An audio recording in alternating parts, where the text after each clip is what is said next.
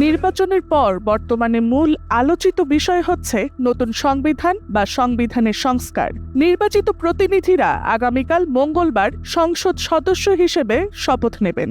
একই সঙ্গে তাদের সংবিধান সংস্কার পরিষদের সদস্য হিসেবেও আলাদা শপথ নেয়ার প্রস্তুতি চলছে। তবে শেষ পর্যন্ত দুটি শপথ হবে কিনা তা নিয়েই কিছুটা সংশয় রয়েছে।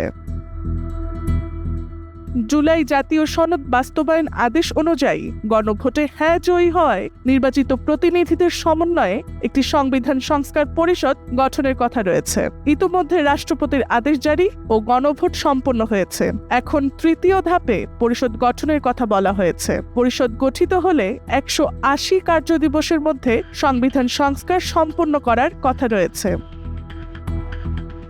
তবে বিদ্যমান সংবিধানে কেবল সংসদ সদস্যদের শপথের কথা রয়েছে। সংবিধান সংস্কার পরিষদের কোনো উল্লেখ নেই। জুলাই সনদ বাস্তবায়ন আদেশের আইনি ভিত্তি নিয়েও প্রশ্ন রয়েছে। ফলে বিএনপির 209 জন ও তাদের মিত্র দলের 3 জন এমপি সংসদ সদস্য হিসেবে শপথ নিলেও পরিষদের সদস্য হিসেবে শপথ নাও নিতে পারেন, এমন সম্ভাবনা রয়েছে। এদিকে জুলাই জাতীয় সনদে প্রধানমন্ত্রীর ক্ষমতা সীমিত করা, রাষ্ট্রপতির ক্ষমতা বাড়ানো ও আইনি সভা দ্বিকক্ষ বিশিষ্ট করার মতো গুরুত্বপূর্ণ প্রস্তাব রয়েছে। এসব বাস্তবায়নে রাজনৈতিক সমন্বয় এখন বড় challenge. Tasnuva Sanjida, Times today.